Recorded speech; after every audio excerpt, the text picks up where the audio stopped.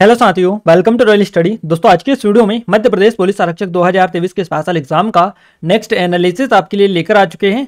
20 अगस्त 2023 को third shift का analysis cover करेंगे। 4:30 से 6:30 वाली जो शिफ्ट हुई है इसका एनालिसिस आपके लिए लेकर आए हैं। रॉयल स्टडी एप्लीकेशन को डाउनलोड नहीं किया कर लीजिएगा, आप टेलीग्राम चैनल ग्रुप को ज्वाइन कर लीजिएगा, जिनकी लिंक आपको डिस्क्रिप्शन में मिल जाएगी। एप्लीकेशन को डाउनलोड करने के बाद में 3 स्टेप फॉलो करेंगे, आसानी से आपको पीडीएफ मिल जाएगी, कोई भी दिक्कत आपको नहीं होगी।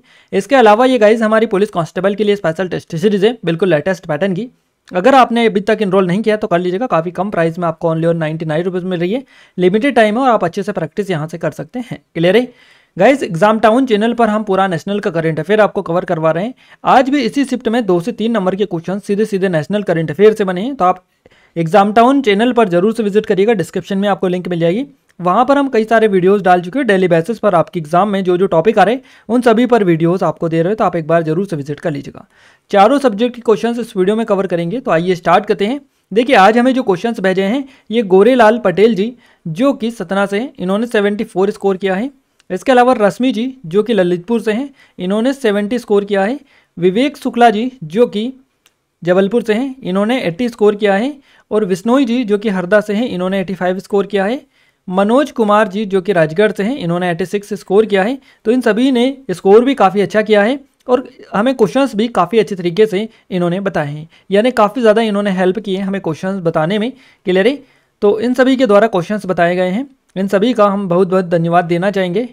आपका भी आगे आने वाले दिनों में एग्जाम है, तो आप हमें इस तरह से क्वेश्चंस आप ज़्यादा से ज़्यादा बताने की कोशिश करें, ताकि हम एग्जैक्ट क्वेश्चंस आपको जो है बता पाएँ, 100% ऑथेंटिक चीज़ें आपको हम बता पाएँ।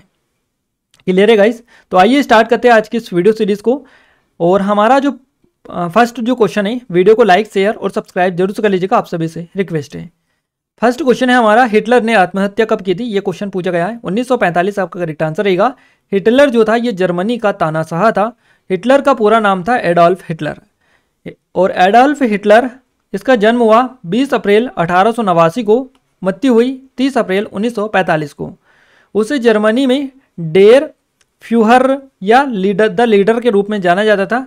वहाँ 1933 में तानाशाह बन गया और 1945 में जब जर्मनी ने मित्र राष्ट्रों के सामने आत्मसमर्पण कर दिया तो उसने आत्महत्या कर ली थी। क्लियर है? इसके अलावा मित्र राष्ट्र द एलॉयड पावर्स की शुरुआत ब्रिटेन और फ्रांस ने की थी।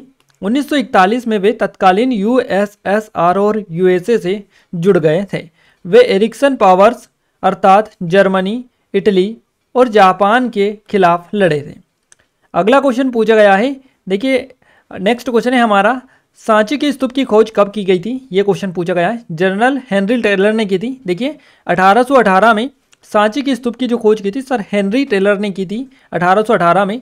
सांची की खोज वर्ष 1818 में टेलर द्वारा की गई थी, हेनरी टेलर ने। और 1919 में सर जॉन मार्शल द्वारा एक पुरातात्विक संग्रहालय की स्थापना यहाँ पर की गई थी सांची में। दोनों चीज़ें आप याद रखिएगा। महान स्तूप मध्य प्रदेश राज्य और भारत के ऐतिहासिक स्थल सांची में संरचनाओं का सबसे उल्लेखनीय है। यह देश के सबसे पुराने बौद्ध स्मारकों में से एक है और इस स्थल पर सबसे बड़ा बौद्ध स्तूप भी देखने को मिलता है। और सांची जो है रायसेन जिले में है मध्य प्रदेश के, तो आप ये भी याद रखिएगा, हो सकता है आगे क्वेश्चन आपसे बन जाए, क्योंकि एक दो क्वेश्चन मध्य प्रदेश के अब बनने लगे हैं। नेक्स्ट क्वेश्चन पूछा गया है, भारत का कौन सा राज्य चावल का सबसे बड़ा उत्पादक है? देखिए गाइज, थोड़ा सा पैटर्न आप समझने की कोशिश करिएगा। सुबह आपसे पूछा था दलहन का, दलहन वाला आपसे सुबह क्वेश्चन बना था। अब चावल वाला एक पूछा गया हो और एक और पूछा गया है क्वेश्चन इसी तरह फॉर्मेट से। एक और कौन सा पूछा है आगे हम कवर करवाएंगे आपको। एक चावल का पूछा है, इसके अलावा एक और पूछा है, वो आगे हम कवर करवाएंगे। तो आप पैटर्न समझने की थोड़ी सी कोशिश करें कि क्वेश्चंस का जो पैटर्न है वो कहाँ पर जा रहा है और किस तरह जा रहा है। क्लियर है? तो रिलेटेड ही क्वेश्चंस पढ़ें तो ज़्यादा बेहतर रहेगा आपके लिए, आप सबके लिए, क्योंकि रिलेटेड ही क्वेश्चंस बन रहे हैं। तो आप ये जो टॉपिक से क्वेश्चंस उठा रहे हैं तो उन टॉपिक को आप देख कर जाएँ, रिलेटेड ही पढ़कर जाएँ तो अच्छा रहेगा। भारत का कौन सा राज्य चावल उत्पादन चावल का सबसे बड़ा उत्पादक है? तो पश्चिम बंगाल करेक्ट आंसर रहेगा। 146.05 लाख टन चावल के कुल उत्पादन के साथ में पश्चिम बंगाल भारत का सबसे बड़ा चावल का उत्पादन करता है। और यहाँ 2600 किलोग्राम प्रति हेक्टेयर की उपज के साथ भारत में सबसे अधिक चावल उत्पादक राज्य है, जबकि उच्चतम चावल उत्पादन की या उत्पादक की विश्व रैंकिंग में चीन सबसे पहले स्थान पर है उसके बाद में दूसरे नंबर पर भारत है। अगर आपसे वर्ल्ड लेवल पर पूछे जाए तो चीन रहेगा पहले नंबर पर, और भारत में राज्य पूछे जाए तो पश्चिम बंगाल हो जाएगा। क्लियर है। नेक्स्ट है, निम्नलिखित में से कौन सी मिट्टी कपास की खेती के लिए सबसे उपयुक्त होती है? काली मिट्टी आप सभी को पता होना चाहिए। काली मिट्टी आई थिंक आप सभी को पता ही है। काली मिट्टी कपास की खेती के लिए सबसे उपयुक्त होती है क्योंकि काली मिट्टी में अधिक समय तक नमी रहती है और इसमें प्रचुर मात्रा में ह्यूमस भी होता है। कपास के अलावा काली मिट्टी गेहूं, मूंगफली, मिर्च, तंबाकू और ज्वार जैसी फसलों की खेती के लिए उपयुक्त होती है, जो भारत में दक्कन और मालवा के पठार क्षेत्र में बेसिकली पाई जाती है। अगला क्वेश्चन है, माफ कीजिएगा, नेक्स्ट पॉइंट है, भारत दुनिया में कपास का दूसरा सबसे बड़ा उत्पादक है। क्लियर है। याद रखिएगा ये पॉइंट बन सकता है आपका, क्योंकि इसी फॉर्मेट में क्वेश्चंस बन रहे।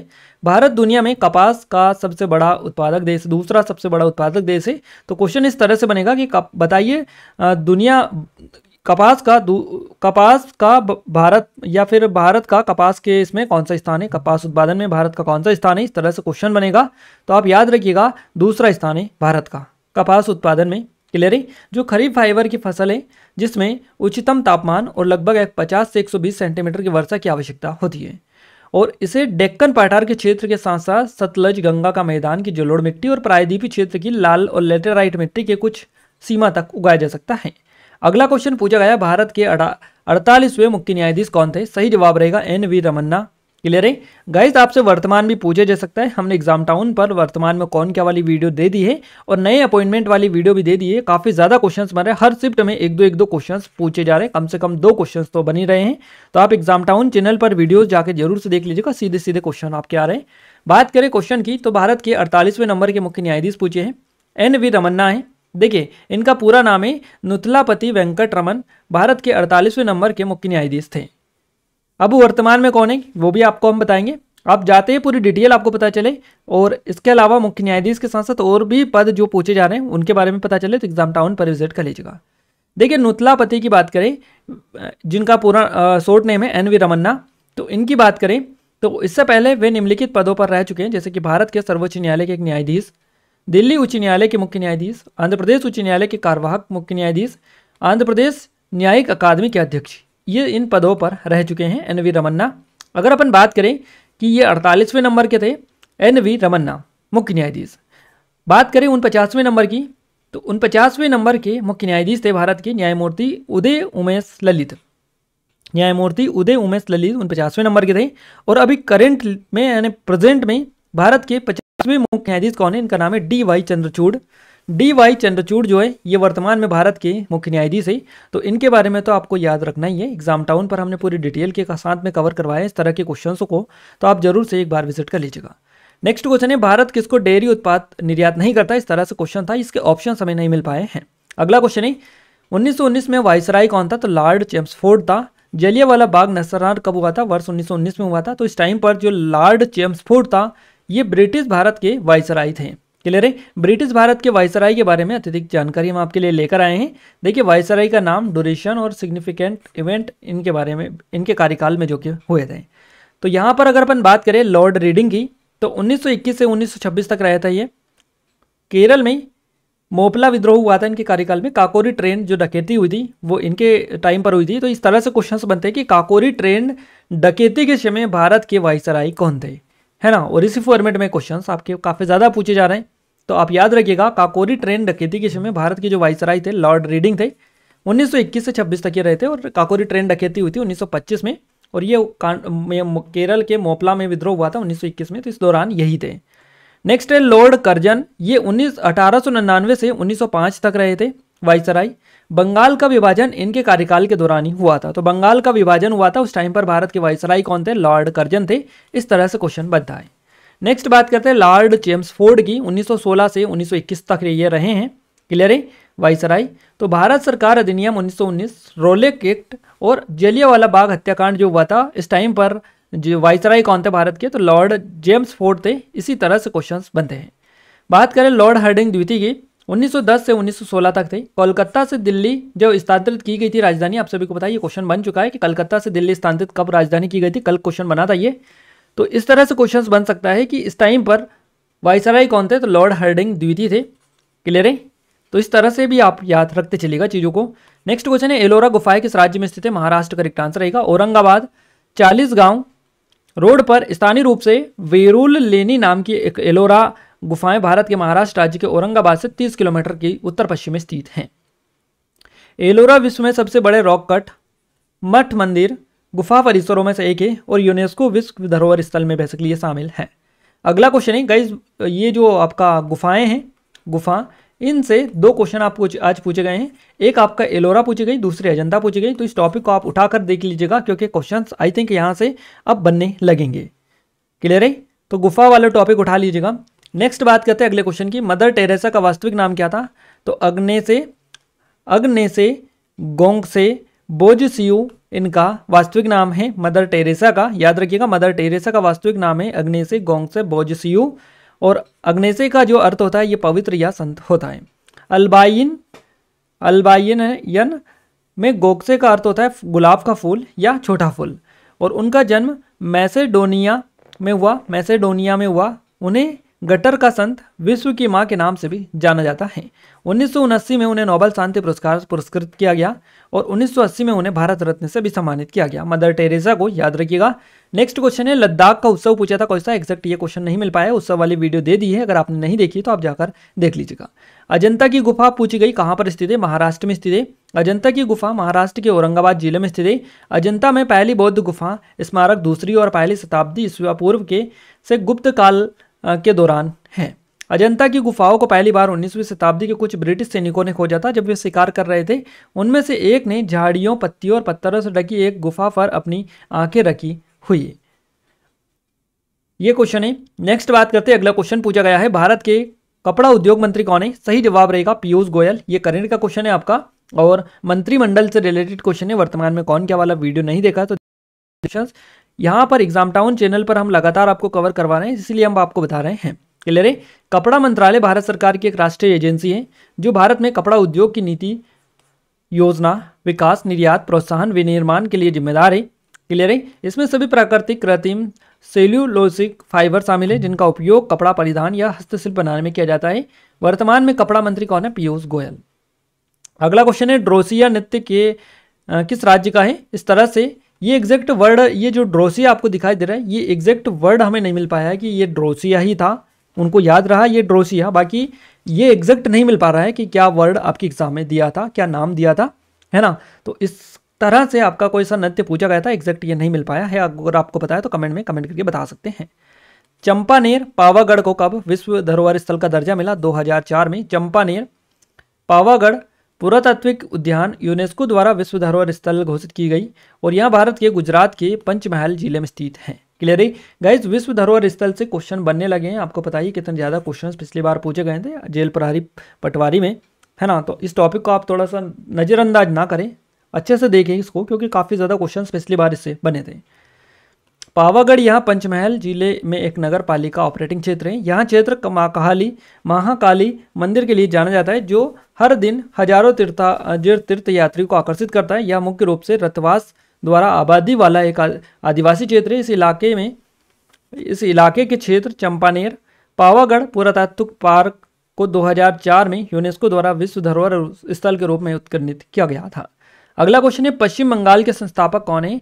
इनका नाम है मुर्शिद कुली खां। मुर्शिद कुली खां ने खुद को बंगाल का नवाब घोषित किया और उसने अपनी राजधानी को ढाका से मुर्शिदाबाद स्थानांतरित कर दिया। मुर्शिद कुली खान, जिन्हें मोहम्मद दाही हादी के नाम से भी जाना जाता है, तो याद रखिएगा मुर्शिद कुली खान को किस नाम से जाना जाता है? मोहम्मद हादी के नाम से जाना जाता है।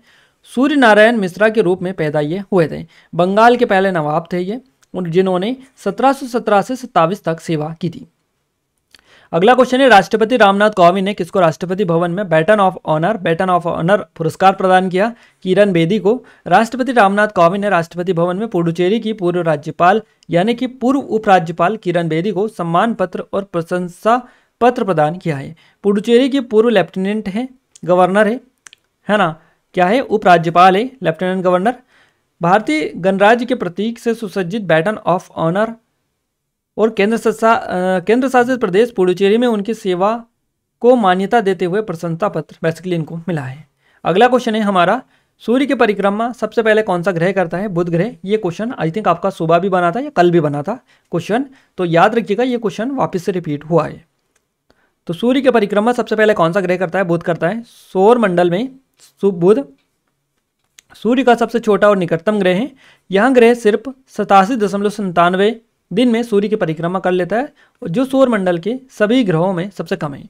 एक पुरस्कार दिया था, एग्जैक्ट नहीं मिल पाया है कि क्या पूछना चाह रहा था। नादिर शाह ने भारत पर कब आक्रमण किया? 1739 में नादिर शाह ने भारत पर आक्रमण किया और दिल्ली को लूटा था। करनाल की लड़ाई भारत पर अपने आक्रमण के दौरान ईरान के अफसरीद वंश के संस्थापक था नादिर शाह के लिए एक निर्णायक जीत थी। नादिर शाह 1738 में भारत की ओर बढ़े। उन्होंने 1739 में काबुल, गजनी, लाहौर जैसे मुगल साम्राज्य की पश्चिमी सीमाओं पर कब्जा कर लिया। अगला क्वेश्चन है, नारियल के उत्पादन में भारत का विश्व में कौन सा स्थान है? सही जवाब रहेगा तीसरे स्थान भारत को मिला है, यानी कि तीसरा स्थान भारत का है। ये एक नारियल आपका पूछा गया, एक चावल आपका पूछा गया, कल दलहन वाला पूछा गया। तो इस तरह के क्वेश्चंस आप देख के रखिएगा। दो क्वेश्चंस यहाँ से बने, दो गुफाओं से बने हैं, तो इस तरह आपके क्वेश्चंस यहाँ से भी बनने लगे हैं। यानी कि कुल मिलाकर अगर अपन देखें तो जीके का जो पैटर्न है ये धीरे धीरे चेंज आपका किया जा रहा है। पहले इजी जीके आ रही थी, अब थोड़ा सा पैटर्न चेंज किया जा रहा है और लेवल भी अप किया जा रहा है। तो आप उसी हिसाब से थोड़ा सा आगे की स्ट्रेटजी बनाएं और उसी तरह से आगे की चीज़ों को कवर करें। तो इंडोनेशिया की बात करें, देखिए तीसरे स्थान पर है ये। इंडोनेशिया विश्व का अग्रणी नारियल उत्पादन देश है ना। पहले नंबर पर अगर आपसे पूछा जाए इंडोनेशिया है, दूसरे नंबर पर फिलीपींस है और भारत का तीसरा नंबर इसमें आता है। एग्जाम टाउन पर सारी चीज़ें कवर करवा रहे हैं, डिस्क्रिप्शन में लिंक है, जरूर से विजिट कर लीजिएगा। ये कुछ online courses, test series, e books हैं, इनकी मदद से आप अपना काफ़ी अच्छा स्कोर कर सकते हैं एग्जाम में। तो इनरोल नहीं किया कर लीजिएगा, एप्लीकेशन को डाउनलोड करके कंप्लीट डिटेल इनके बारे में आप ले सकते हैं। गाइस साइंस की बात करें हम, साइंस में देखिए विटामिन के बारे में क्वेश्चंस पूछे गए हैं, क्लियर है। जीव के बारे में क्वेश्चंस बने हैं, वर्गीकरण से पादप से क्वेश्चन बने हैं। वोल्टीमीटर का आविष्कार किसने किया? यह आविष्कारक कौन है? हैंस और ओरेस्टेड, है ना। टेरिडोफाइट्स की विशेषता क्या है? तो टेरिडोफाइट्स में फूल नहीं लगते हैं, पर इनमें वास्तविक जड़ें होती है। अधिकांश पौधों में सुविकसित पत्तियां होती हैं और इनके ऊतक मांस के ऊतकों से अधिक विकसित होते हैं। कुछ फासिलों में जड़ें, पत्तियां नहीं पाई जाती हैं। तो ये कुछ डिटेल हैं। भूरे शैवाल किस क्षेत्र में पाए जाते हैं? तो ये समशीतोष्ण और ध्रुवीय क्षेत्रों में पाए जाते हैं। अभिलंब तथा आपतित किरण के बीच के कोण को क्या कहते हैं? तो इसको आपतन कोण बोला जाता है। अगला क्वेश्चन है, चिकन के कुरकुरे बनाने के लिए क्या लगाते हैं? तो बेकिंग सोडा लगाते हैं। इस तरह से ऑप्शंस आपको दे रखा था। इसके अलावा जो नेक्स्ट क्वेश्चन हमारा पूछा गया है, ये आपको मैं बता दूं, क्वेश्चन है उपयुक्त किरण और अभिलंब के नीचे में कौन सा एक एंगल बनता है? इस तरह से क्वेश्चन था। आई थिंक और डिटेल यहाँ पर आपको दे रखी होंगी। किस जीव का जीवन काल सबसे ज़्यादा होता है? तो ये जो जीव है इसका नाम है ग्रीनलैंड शार्क, इसको बेसिकली है। तो ग्रीनलैंड आंसर रहेगा, जीवन काल सबसे ज़्यादा है। विज्ञान एक या दूसरे भुगतान करने के लिए बाध्य है। इस तरह से क्वेश्चन आपके साइंस में पूछे गए। मैथ्स में बात करेगा, इस विभाज्यता के नियम से 2 क्वेश्चन पूछे गए हैं। एलसीएम एचसीएफ से 2 से 3 क्वेश्चन बने हैं। समय कार्य से 1 क्वेश्चन पूछा गया। बोर्डमास से 1 क्वेश्चन पूछा गया है आपका। और परसेंटेज से 2 से 3 क्वेश्चन बने। एसआईसीआई से 3 से 4 क्वेश्चन पूछे गए हैं। लाभ हानि से 2 क्वेश्चन बने हैं आपके, क्लियर है। सरलीकरण से 2 से 3 क्वेश्चन पूछे गए हैं। औसत से 1 क्वेश्चन है। संख्या पद्धति से 3 से 4 क्वेश्चन बने। क्षेत्रमिति से 1 क्वेश्चन है। आयु से 2 क्वेश्चन बने हैं। घातांक करने से 3 से 4 क्वेश्चन है। प्रायिकता से 1 क्वेश्चन आपका बना है। तो ये पूरा पैटर्न है आपका साइंस का, माफ कीजिएगा मैथ्स का। अगर अपन बात करें रीजनिंग में, तो रीजनिंग में चोर पुलिस वाले जो क्वेश्चन है ये पूछे गए हैं। अब ये एग्जैक्ट हमें नहीं पता है, उन्होंने रीजनिंग में ही बताए हैं। हो सकता है ये आपके साइंस में पूछे गए, ये इसमें मैथ्स में पूछे गए हों। देखिए मैथ्स में इस टाइप के पहले भी क्वेश्चंस पूछे जाते थे, अलग अलग टॉपिक, प्रॉफिट लॉस परसेंटेज वगैरह में। तो और स्पीड वाले में पूछे जाते थे, स्पीड वाले, समय कार्य वाले में पूछे जाते थे। तो आप देख लीजिएगा किस टॉपिक में पूछा गया। अदरवाइज रीजनिंग में भी हो सकता है आपका कोई टॉपिक में पूछ लिया गया हो, जैसे कि दिशा दूरी से रिलेटेड करके कुछ पूछ लिया गया हो, तो आप देख सकते हैं, है ना। इसके अलावा कथन निष्कर्ष से 3 क्वेश्चन पूछे गए हैं रीजनिंग में। दर्पण प्रतिबिंब से 2 से 3 क्वेश्चंस बने हैं। अल्फाबेट सीरीज से 4 क्वेश्चंस बने हैं। कोडिंग डिकोडिंग से 3 से 4 क्वेश्चन बने हैं। और नंबर सीरीज से 2 क्वेश्चन है। एनालॉजी से 2।